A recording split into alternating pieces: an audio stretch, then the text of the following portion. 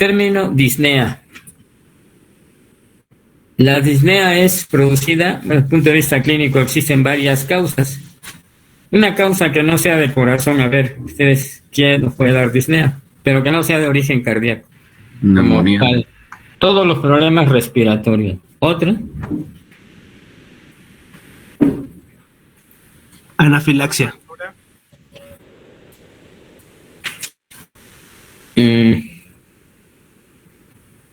La anafilaxia como disnea. Bueno, ¿alguna otra? ¿Un cuerpo extraño? Cuerpo extraño, obstrucción. Sí, pero esas causas habitualmente, pues sí es posible, pero sigue siendo obstrucción de vía aérea. ¿Cuál? Ascitis. Retención de líquidos. Bueno, hay algo más, vamos a ver. Bueno, entonces la disnea es un dato que nos refiere al paciente, esta sensación que tiene de falta, que le falta el aire, ¿verdad? O se está ahogando. Tenemos que hacer un interrogatorio lo mejor que podamos para llegar cuál es la etiología. Obviamente, si me dicen que tiene tos, expectoración, pues es de origen pulmonar. Pero cuando es de origen cardíaco, fíjense lo que significa: hipertensión veno-capilar pulmonar. Hipertensión veno-capilar pulmonar. Entonces nos está indicando que está aumentada la presión de la aurícula izquierda. ¿Dónde llegan las venas pulmonares? Al atrio izquierdo. Y que esos capilares, ¿verdad?, está aumentada la presión hidrostática. Es decir, la presión del atrio izquierdo se transmite a los capilares venosos. ¿Y cuál es la posible causa de que esté aumentada la presión en el atrio izquierdo? Pues puede ser una estenosis de la válvula mitral, pero ese no es muy frecuente. Otra, cuando aumenta la presión dentro del ventrículo izquierdo, la presión se transmite al atrio izquierdo, venas pulmonares y capilares pulmonares. Es decir, cuando la disnea es de origen cardíaco, nos indica que hay hipertensión veno-capilar pulmonar por aumento de la presión hidrostática. Y entonces se pierde el equilibrio entre la presión hidrostática y el de las proteínas y empieza a salir líquido a nivel del pulmón.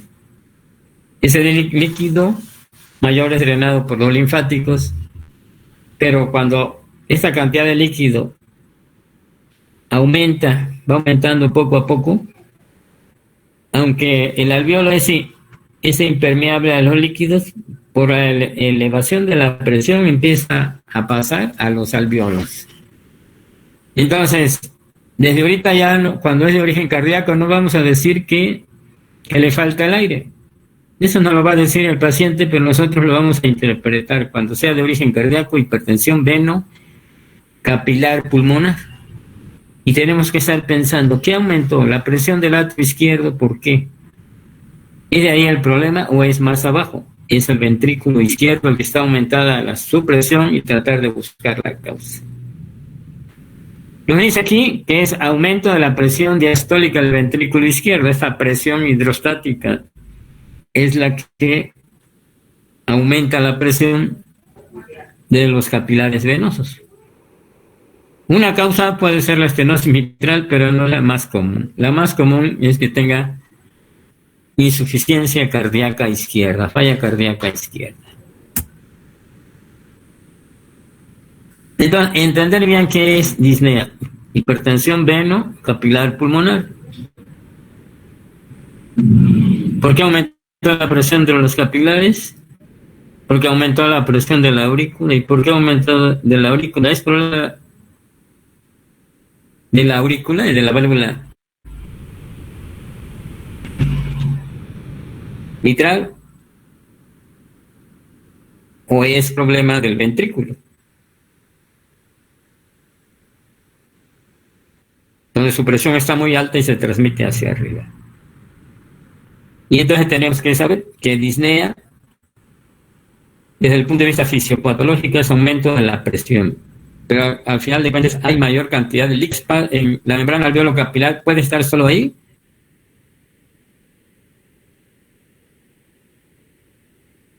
O también a nivel de los alveolos. Eso que tenemos que ver. Y esto nos va a dar la expresión máxima de disnea, que se llama edema pulmonar agudo. Obviamente estamos hablando de origen cardiogénico, porque hay otras causas. En la clínica siempre tratamos de cuantificar, no siempre tratamos, siempre cuantificamos. Y entonces hay que investigar si es disnea de grandes esfuerzos, de medianos esfuerzos o de pequeños esfuerzos. O disnea de reposo, disnea en el decúbito, que se llama ortopnea, y disnea paroxística nocturna. Es aquel paciente que se acuesta sin disnea y a medianoche se levanta porque tiene disnea. Pero si un paciente me dice que tiene disnea nocturna, o sea, disnea paroxística nocturna, para que tenga este valor clínico, el paciente debe levantarse de la cama, cuando menos sentarse o ponerse de pie, porque siente que tiene disnea. Entonces, así vamos a cuantificar la disnea. La disnea, cuando se relaciona con el esfuerzo, la causa alta probabilidad de que sea de origen cardíaco. Entonces, ¿qué significa disnea? Hipertensión veno-capilar pulmonar cuando es de origen cardíaco. Por lo tanto, significa que va a haber mayor cantidad de líquido a nivel pulmonar. ¿A qué se debe? Pues aumento de la presión del atrio izquierdo o ventrículo izquierdo. Como una estenosis mitral, que no es la más común, y la falla cardíaca izquierda, que es la más común. Cuantificar la disnea de grandes, medianos, pequeños esfuerzos, de reposo, ortopnea, disnea al acostarse, disnea paroxística nocturna, cuando se acuesta sin disnea y se levanta a medianoche. No necesariamente tiene que haber pasado 2 o 3 horas, como dice aquí. Algunos de los libros lo comentan, pero nosotros le vamos a llamar disnea paroxística nocturna si se acuesta sin disnea y se levanta a medianoche. Cuando menos se siente en la cama o se pone de pie. Y su expresión máxima de la disnea se llama edema pulmonar agudo. Bien, y esto nos va a dar origen, fíjense bien, a los datos clínicos de falla cardíaca izquierda. Falla cardíaca o insuficiencia cardíaca es lo mismo. Falla cardíaca izquierda. El clínico es disnea. Al interrogatorio, a la exploración vamos a encontrar estertores crepitantes en las bases y taquicardia. Entonces la tríada clásica de falla cardíaca izquierda o insuficiencia cardíaca izquierda. Disnea, estertores crepitantes en las bases y taquicardia. Obviamente, si la disnea es más intensa, puede llegar hasta el edema pulmonar agudo, que es la expresión máxima de disnea. Necesitamos que quede clarísimo este concepto porque es fundamental en la cardiología. ¿Alguna duda sobre disnea cuando es de origen cardíaco?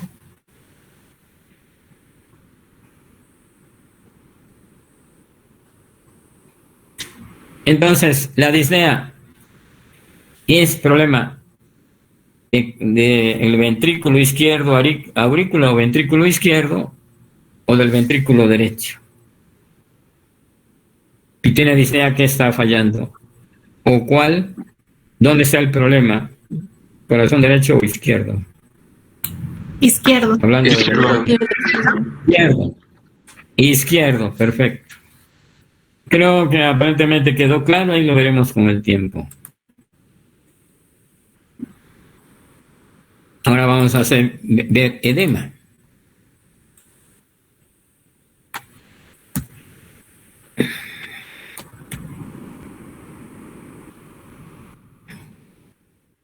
Edema. Dígame alguna causa de edemas que no sea de origen cardíaco. A ver, ¿quién me quiere comentar? ¿El síndrome nefrótico, Doc? Problemas renales, otra causa. Hipertensión portal. Insuficiencia hepática, hepatopatía crónica, sí. Insuficiencia vascular periférica. Ese sí nos da un edema, pero no tan importante, pero sí da edema. Albuminemia. A menos que se trombose la vena, entonces sí le va a dar una piernota aumentada de intensidad, pero será sobre todo en alguna pierna, no en las dos. Otra causa. Deficiencia. Edema. ¿Cuál? Deficiencia proteica. Todas las causas de edema que me están mencionando exactamente es porque baja la albúmina y hay edema. Es decir, por eso se hincha el renal, también el cirrótico, la desnutrición, ¿verdad? Kwashiorkor. Perfecto. Ahora vamos a entender por qué hay edema cuando es de origen cardíaco. La causa más frecuente, renales. 2, enfermedad hepática crónica o insuficiencia hepática crónica. Hipoalbuminemia, por todas las causas que ustedes quieran. Cuando es de origen cardíaco, fíjense lo que vamos a decir. Obviamente el edema es aumento de líquido en los tejidos debido a infiltración de ellos. Cuando es de origen cardíaco indica, fíjense, hipertensión venosa sistémica. Y clínicamente se va a manifestar por ingurgitación yugular, hepatomegalia y edemas. Un factor que influye es aumento de la presión de las cavidades derechas. Pero el factor más importante es la activación del sistema renina, angiotensina, aldosterona al bajar el gasto cardíaco. Y si baja el gasto cardíaco, baja el flujo renal, sistema renina, angiotensina se activa y el paciente se llena de agua. ¿A qué se debe entonces el edema? Uno, igual que el anterior, el problema del ventrículo derecho. Una peritecaritis constrictiva, hablando de corazón. ¿Pero a qué se debe fundamentalmente? A disminución del gasto cardíaco y activación del sistema renina, angiotensina, aldosterona. Y el edema lo debemos de cuantificar. Tenemos que poner en nuestro expediente que tiene edema en el tercio distal de las piernas. 1 cruz, 2 cruces, 3 cruces. Edema hasta el tercio superior de la pierna, hasta edema hasta la de raíz, edema de genitales, ascitis, derrame pleural y derrame pericárdico. Es decir, que el paciente, el edema puede ser desde mínimo y su expresión máxima todos los conocemos, que se llama anasarca. Entonces, edema es un dato clínico. Desde cuando es de origen cardíaco nos indica hipertensión venosa sistémica. Fíjense la diferencia de disnea. Disnea es hipertensión veno, capilar pulmonar, que ya sabemos que las venas pulmonares se encadenan en el atrio izquierdo y las venas sistémicas en el atrio derecho. Tanto porque aumenta la presión localmente como baja el gasto cardíaco. Sistema renina, angiotensina, aldosterona. Por lo tanto, edema clínicamente, donde de origen cardíaco, se manifiesta por ingurgitación yugular, hepatomegalia y edemas. ¿A qué se debe? Activación sistema renina, angiotensina, aldosterona.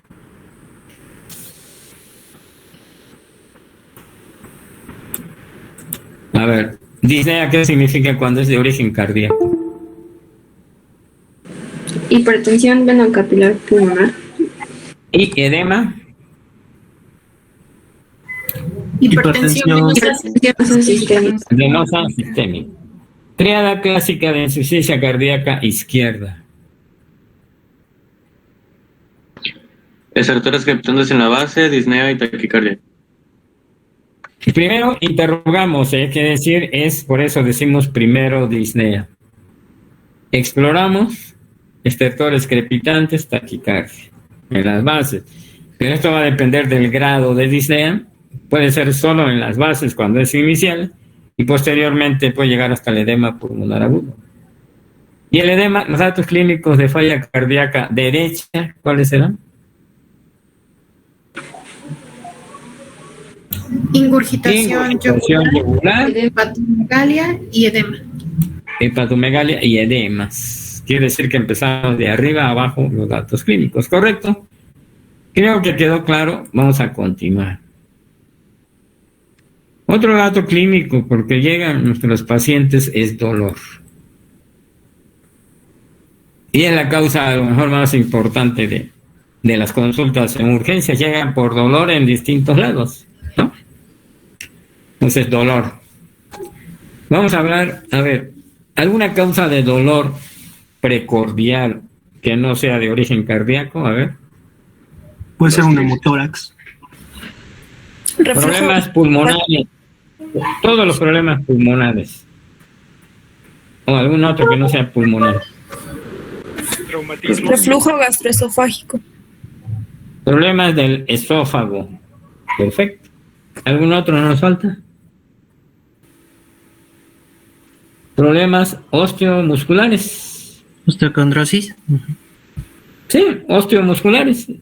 Es decir, una osteocondritis, lo que se llama síndrome de Tights. Y nos falta una, piel, ¿verdad? Por ejemplo, un herpes, alguna lesión local, etc. Pero cuando es de origen cardíaco, necesitamos hacer un interrogatorio bien para poder decir, ¿es un dolor? ¿Será un dolor que sugiera angina de pecho, infarto del miocardio, pericarditis o disección aguda de aorta? Siempre nos enseñan que el dolor, la semiología del dolor es muy importante. Sitio, ¿verdad?, donde le duele. Cuando es de origen cardíaco, habitualmente es retroesternal o cara anterior de tórax. Intensidad del 1 al 10. O también lo podemos decir leve, moderado o severo. Otra característica, sitio, intensidad, tipo de dolor. Si es un dolor opresivo, punzante, etcétera, etcétera.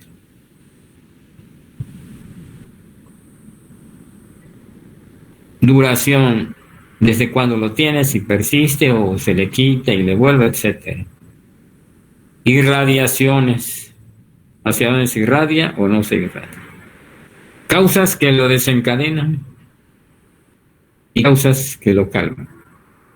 Entonces, donde haya dolor en cualquier parte del cuerpo, tenemos que ver la semiología del dolor. Todo lo que hemos comentado ahorita hay que preguntarle cuando un paciente tiene dolor. Y ahora vamos a ver, a tratar de definir las características del dolor en estas 4 alteraciones cardiovasculares. Fíjense bien, angina de pecho. La angina de pecho a veces nosotros genéricamente en el hospital le llamamos, el paciente tiene ANGO o tiene angina. Si yo estoy diciendo que mi paciente tiene angina, estoy pensando que ese dolor es por isquemia miocárdica. Fíjense bien. Angina de pecho, fisiopatológicamente es isquemia miocárdica. Entonces, ustedes se dan dando cuenta que cada signo lo estamos viendo su causa fundamental. Disnea, hipertensión venocapilar pulmonar. Edema si es de origen cardíaco, hipertensión venosa sistémica, angina de pecho, isquemia miocárdica. Características de la isquemia miocárdica. Dolor tipo angina, es decir, es un dolor opresivo. Cuando el dolor retroesternal es opresivo, tiene alta probabilidad de que sea isquemia miocárdica. La angina de pecho. Ahí está. Entonces, es un dolor retroesternal, habitualmente, ¿qué? Opresivo. Duración. Habitualmente nos dicen que dura menos de 5 minutos. Desencadenado por el esfuerzo y calma con el reposo o vasodilatadores de predominio venoso, como son los nitratos. ¿Cuáles son los nitratos? Y los clásicos, nitroglicerina e isosorbide. Irradiaciones posibles: hombro, brazo, antebrazo, dedo medio, el dorso, el cuello, maxilar inferior o epigastrio. Esto es lo que nos confunde a veces. La radiación clásica todos lo sabemos, ¿verdad? Hombro, brazo, antebrazo, dedo medio. No siempre es completa, a veces solo llega hasta el hombro. Irradiación al cuello, o a veces solo el paciente nos dice que él siente que le están oprimiendo el cuello. Eso es lo mismo que un dolor retroesternal, significa angina de pecho. Cuando el dolor es en epigastrio nos puede confundir con un problema de gastritis o problemas de CCL, pancreatitis, etc. Nos puede confundir. Sin embargo, si este paciente tiene factores de riesgo cardiovascular, es decir, diabético, hipertenso, fuma y colesterol alto, tengo que tomar un electrocardiograma y algún otro estudio de acuerdo a los demás datos clínicos que tenga. Angina de pecho, dolor retroesternal opresivo de intensidad variable que dura habitualmente menos de 5 minutos, desencadenado por el esfuerzo y calma con el reposo y vasodilatadores de predominio venoso, irradiaciones, hombro, brazo, antebrazo, dedo medio, sobre todo del brazo izquierdo. Y se puede irradiar también hasta el maxilar inferior, y a veces solo el dolor siente que tiene opresión en el cuello.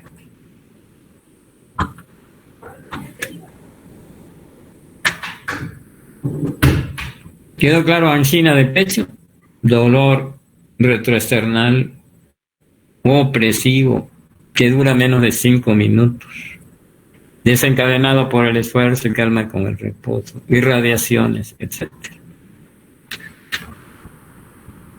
¿Qué quedó claro? Vamos ahora. Infarto del miocardio. ¿Qué significa un infarto del miocardio? La oclusión de una arteria coronaria. ¿Qué significa infarto del miocardio? Obstrucción de una arteria coronaria. Es un dolor opresivo, pero a diferencia de la angina, y el dolor es de gran intensidad, que se acompaña de manifestaciones autonómicas, es decir, vagales o adrenérgicas. Dura más de 20 minutos, habitualmente horas, persistente. Puede no presentarse con el ejercicio. ¿Qué quiere decir esto? El paciente se acuesta y en la noche puede tener un infarto del miocardio. El paciente está haciendo ejercicio, está corriendo o tiene un estrés importante y puede desencadenarse un infarto del miocardio. Quiere decir, puede presentarse en reposo o con el ejercicio. Le damos vasodilatadores y analgésicos potentes, cede parcialmente y al ratito está nuevamente en dolor. Dolor tipo infarto. El clásico es opresivo, Se acompaña de manifestaciones vagales o adrenérgicas. Dura más de 20 minutos, horas, a veces días. Puede presentarse en reposo, sí, en el ejercicio también, y cede solo parcialmente.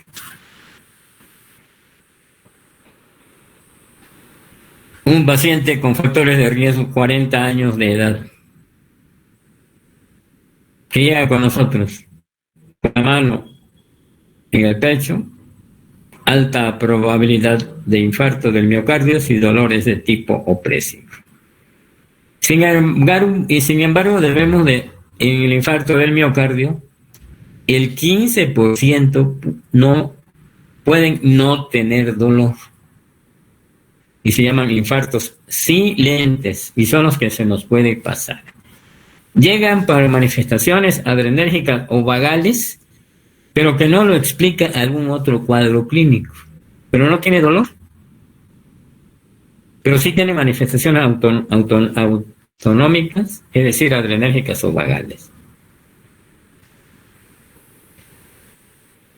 Entonces, puede no tener dolor, puede tener un síncope o sensación de caída, presíncope.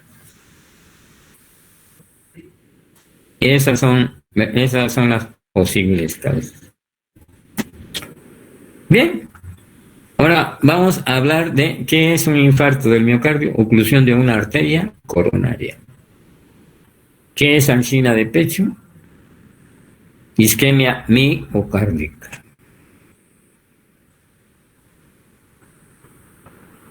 Dolor de pericarditis. Este sí es más difuso y confuso, pero si lo pensamos y sabemos sus características, lo podemos identificar. Lo que pasa es que lo confundimos fácilmente con alguna otra alteración.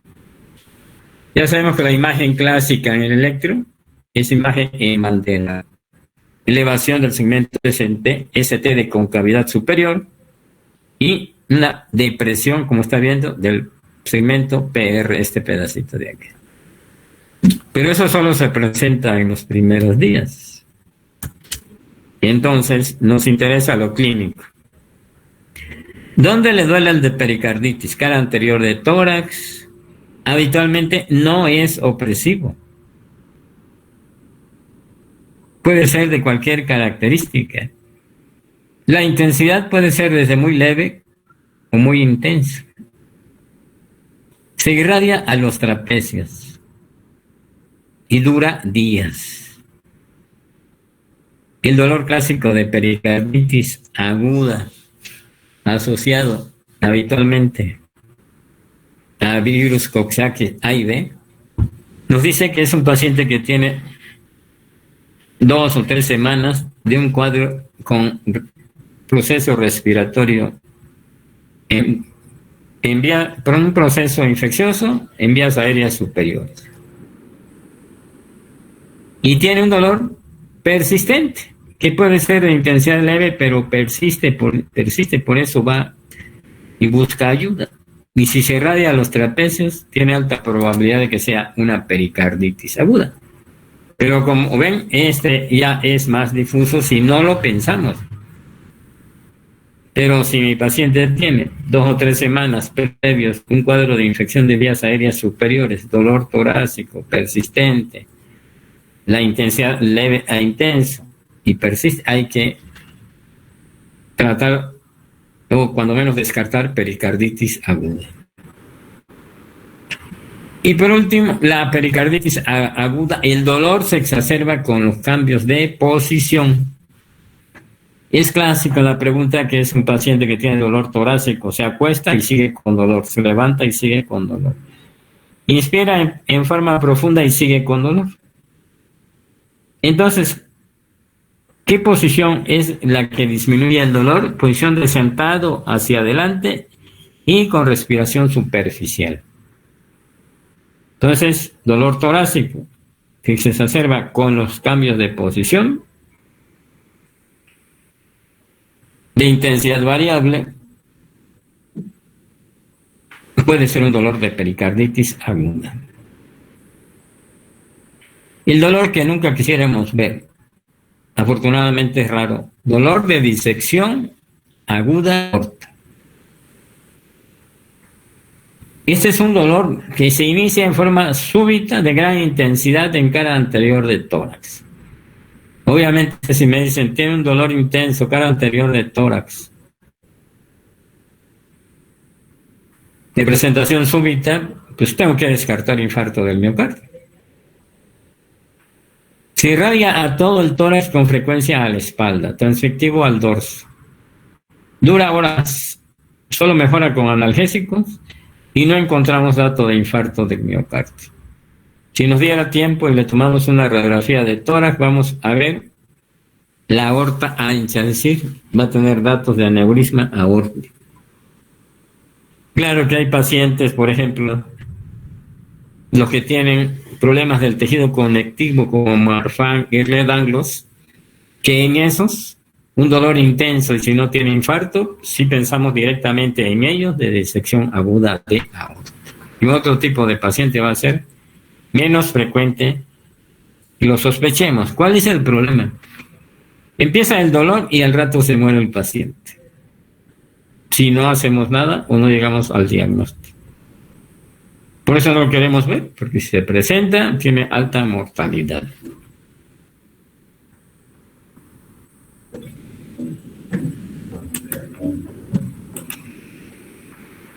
Vamos a concluir entonces. Dolor de angina de pecho. ¿Qué significa fisiopatológicamente? Isquemia miocárdica. Isquemia miocárdica. Isquemia miocárdica.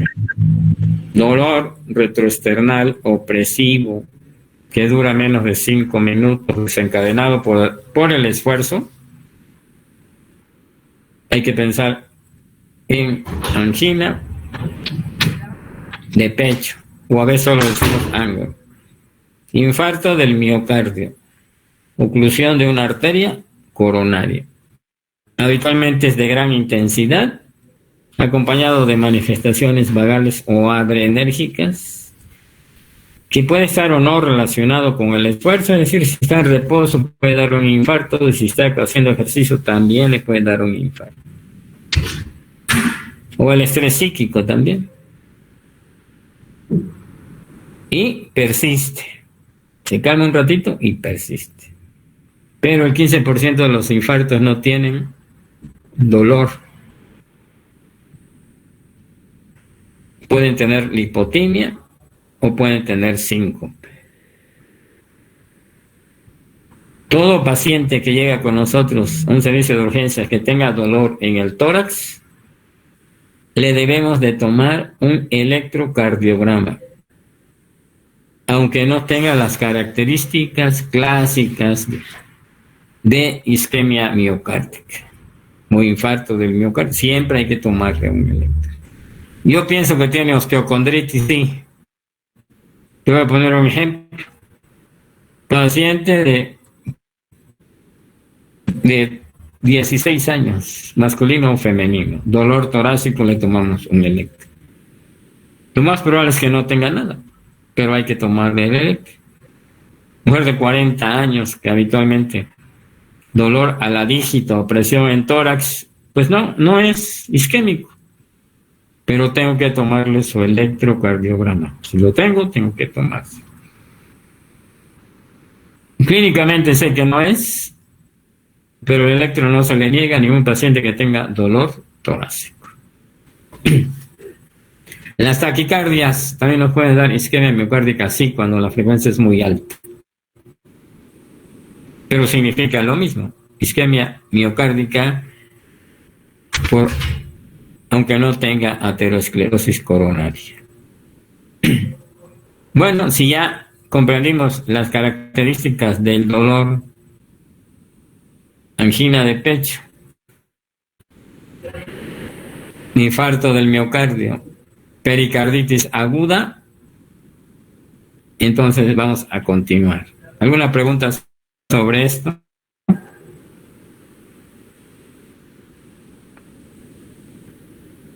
Ya, doctor.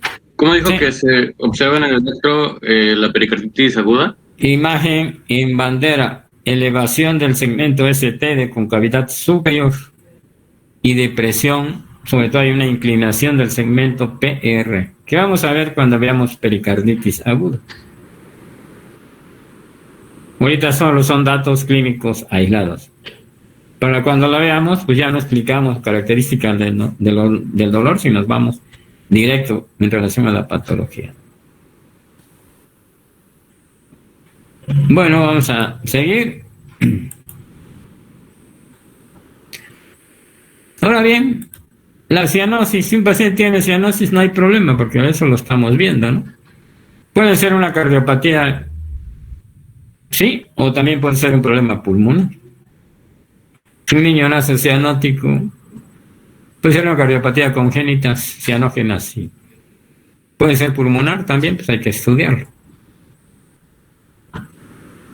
Pero la cianosis puede ser de origen congénito o algunas enfermedades pulmonares.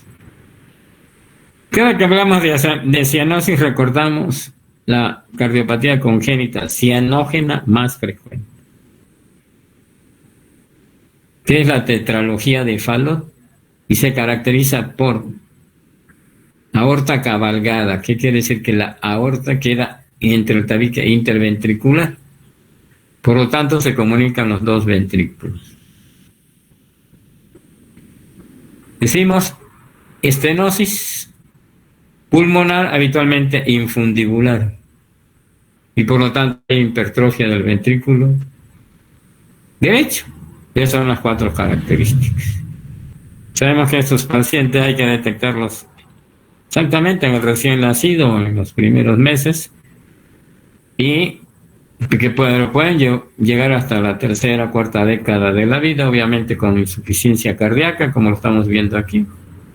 Y D2, lo que llamamos hipocratismo digital cianótico, que clásicamente lo conocemos como dedos en palillo de tambor, pero sería mejor decir hipocratismo digital cianótico.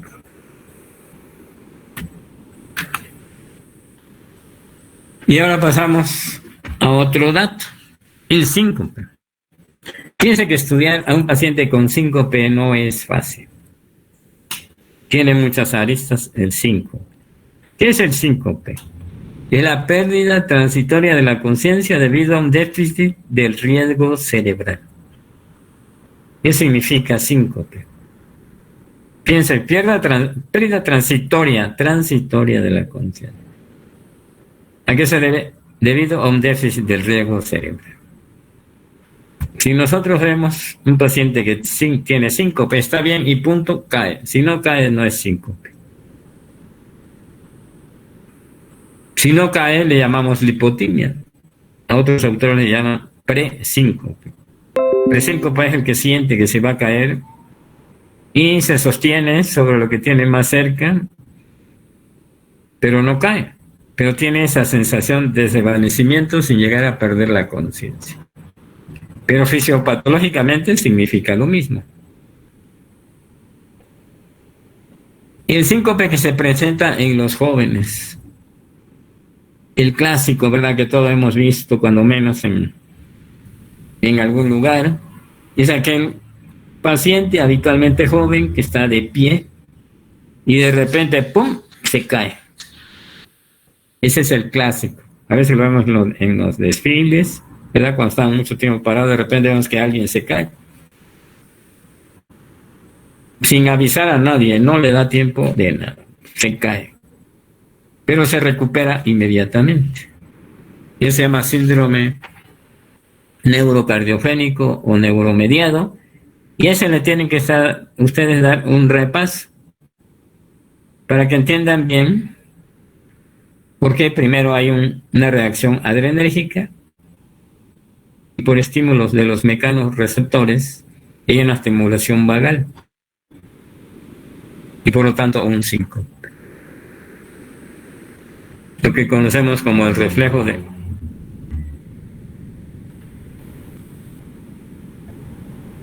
Bueno, después otras causas de síncope. Hipotensión ortostática, algunos medicamentos, insuficiencia vascular, microembolias cerebrales. Pero las valvulopatías, nos interesan las causas de síncope. Una, síncope neurocardiogénico. Es decir, que está mediado a nivel del sistema adrenérgico y vagal. Dos, las válvulas que nos pueden producir síncope, las alteraciones valvulares. Estenosis aórtica grave, que a lo mejor es la más común. Y estenosis pulmonar grave. Pero sobre todo la estenosis aórtica grave. La estenosis aórtica se caracteriza por una tríada, que es síncope, disnea y angina. Pero aquí, síncope. Habitualmente un paciente de 50, 60 años o más que tiene síncope y obviamente puede tener una estenosis aórtica grave. Los mixomas son tumores habitualmente de la aurícula izquierda y de repente se desprende un pedacito y nos da microembolias. Otras causas, tanto las taquicardias muy intensas como las bradicardias intensas nos pueden producir síncope. El síndrome del seno enfermo se refiere a aquel paciente que tiene un problema en el nodo sinusal, que está esclerótico o está bloqueado por distintos mecanismos y tiene lo que llamamos síndrome de taquicardia bradicardia. De repente tiene taquicardia intensa y de repente bradicardia intensa. Hay un problema en el nodo sinusal. Síndrome del seno carotidio. En algunos pacientes sensibles, cuando usan corbata apretada y al mover el cuello estimulan el seno carotidio, manifestación vagal intensa y puede caerse, pero es sensibilidad. Y ahora nos interesa un síncope especial, que fue descrito, fíjense bien, desde 1846 por Stock-Adams. Y el término de Stock-Adams se sigue empleando. Por eso es que lo estamos presentando aquí. ¿Qué nos decía Stock-Adams? Y después yo le digo cómo lo vemos nosotros. Las crisis son de aparición y desaparición súbita, corta duración, unos cuantos minutos, inesperadas, que pueden ser precipitadas por los cambios de postura. El paciente se pone pálido, tiene sensación de mareo, rápidamente pierde la conciencia. Si se encuentra de pie, cae, puede tener o no relajación de esfínter y convulsiones tónico-clónicas. Y se recupera inmediatamente. ¿Por qué nos interesa la crisis? Vamos a ponerlo al revés ahora. Crisis de Stock-Adams. ¿A qué se debe? Los pacientes que tienen bloqueo auriculoventricular completo, es decir, frecuencia menos de 40, es decir, estos pacientes llegan con 30, 20 de frecuencia cardíaca, de repente se levantan rápido y se caen, o caminan un poquito más rápido y se caen. Y esto fue lo que fue descrito por Stock-Adams. Entonces, para que yo diga que tiene Stock-Adams, decimos que se asocia a un bloqueo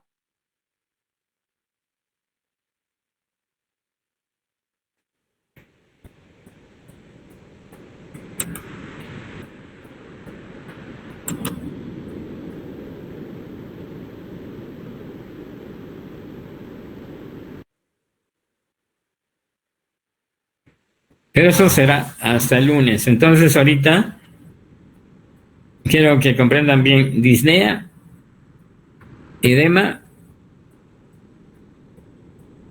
características clásicas del dolor de origen cardíaco, angina de pecho, infarto del miocardio, pericarditis aguda.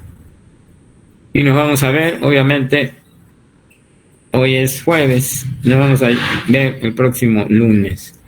La plataforma Moodle ya pueden entrar, ya están todas las tareas en las fechas que se tienen que entregar, siempre y cuando lleguemos con la clase en esa fecha, si no la prolonga un poquito más, pero más o menos son los tiempos adecuados.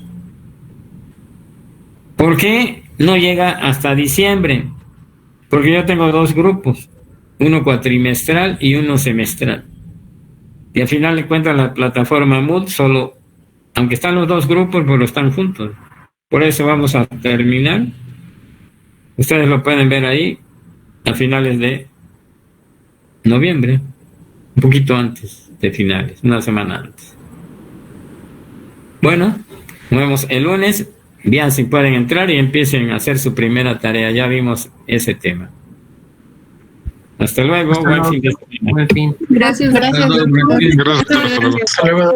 Hasta luego.